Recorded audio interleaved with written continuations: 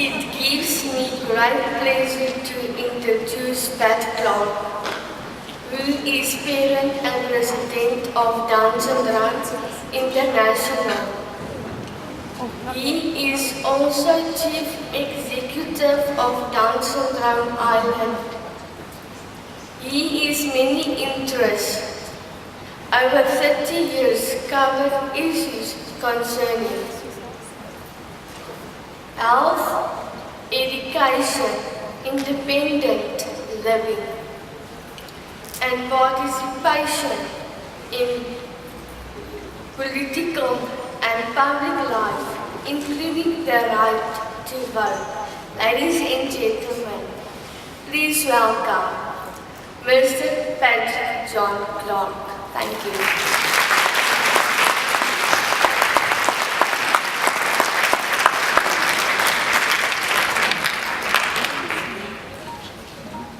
Thank you for that very warm introduction. Good morning, everybody.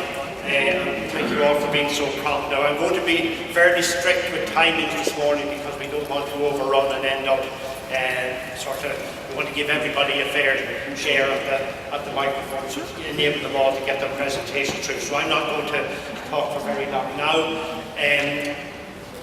Employment and employment issues are vital for everybody in society, but particularly for people with Down syndrome, because employment gives them the opportunity to live an independent life, gives everybody an income, and that is the basis of their economic well-being. So without further ado, I would now like to call upon Shona Robertson, who's going to introduce the topic. Shona was born in 1981, but she is now fully employed with the Gold Coast City Council, and she works as a volunteer at her local federal MP's office, so she's well versed in the topic at this point in time. So I'll give you over to Shona. She'll be ably assisted by her father Derek, and Penny is around somewhere who's going to assist them with the slide presentation because of some technical difficulties. So please bear with Shona if the slides are not sort of coming on stream as planned. So I hand over to Shona.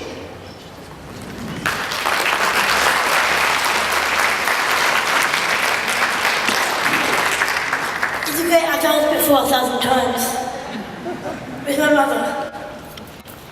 Good morning, distinguished guests.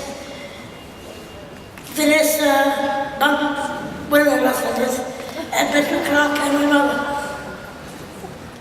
And here in South Africa, good morning. It is really good that you listen to people with Downs talking and not their parents. So I am going to talk about my work and not my old man, my dad.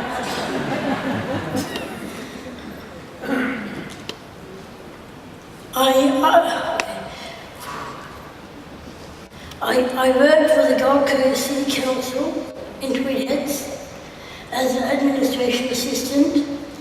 That means I do filing and shredding, keeping records on the computer for bookings at Kira Hill Community Centre and keeping things up to date. Next, please. Grazie. I speak Spanish as well. Working. Yep, there's no words there, this one. Thank you. This is my office. This is my office and my boss and support worker. Next. This is the view from Kira Hill. Next. It has great views. Next. I also work at Justine Elliott's office. She is the Member of Parliament for Richmond in Tweed Heads. I count. Next. I mostly do the shredding and clipping of newspapers, articles for her. I work with 5 other people in the office, and we have coffee breaks. Everyone has rosters of their own jobs. Everyone has computers.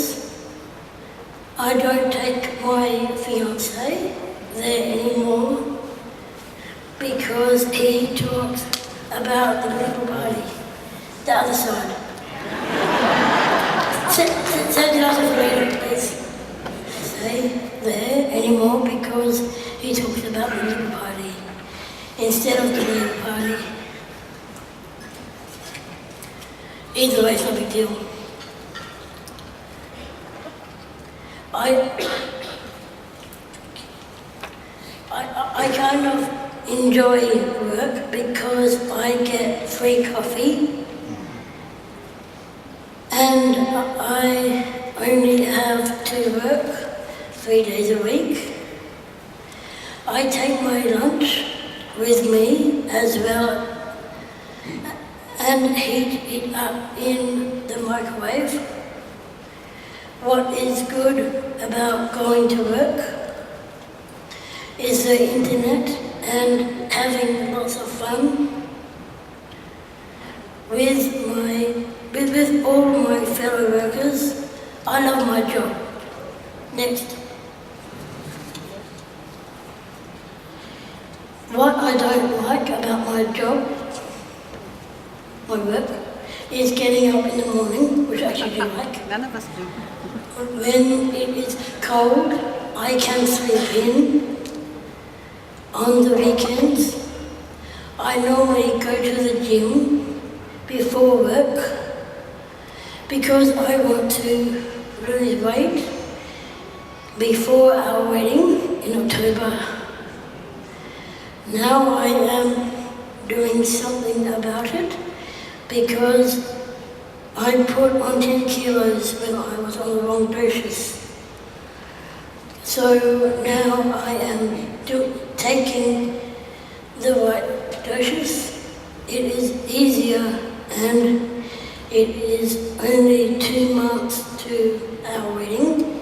Now I am eating salads and nice and easy and less Subway meals and trying harder at the gym. Next. These are just photos. Next.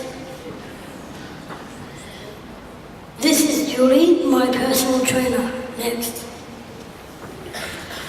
I like what I do, but I like something a lot bigger. My fiancé wants me to work in Brisbane, but I don't know what I would do there. Next. He's a Fox Park Terrier, of course, by the way. I have a great job. I love a committed fiancé.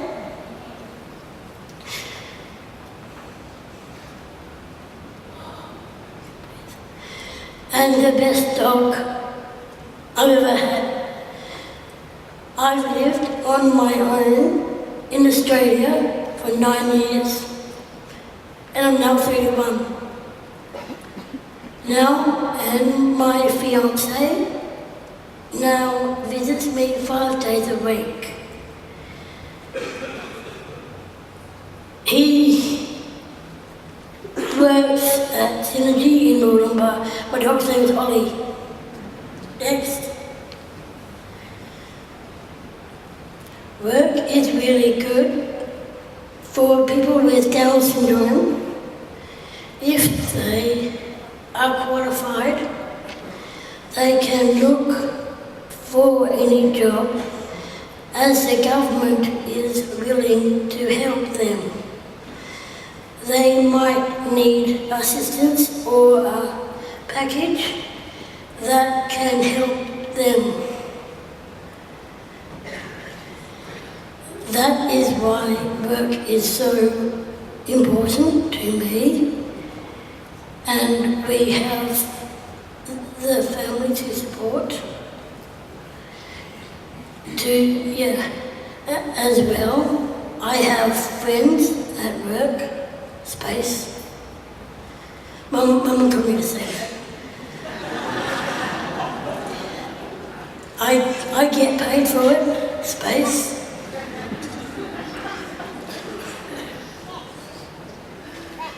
I can make decisions, space. I'm responsible. I am just like everyone else. And thank you for your help.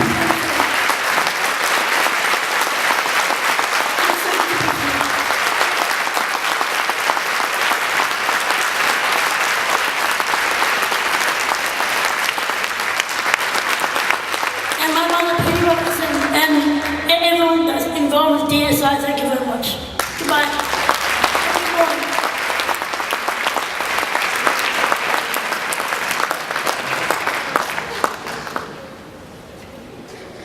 Change eyes here.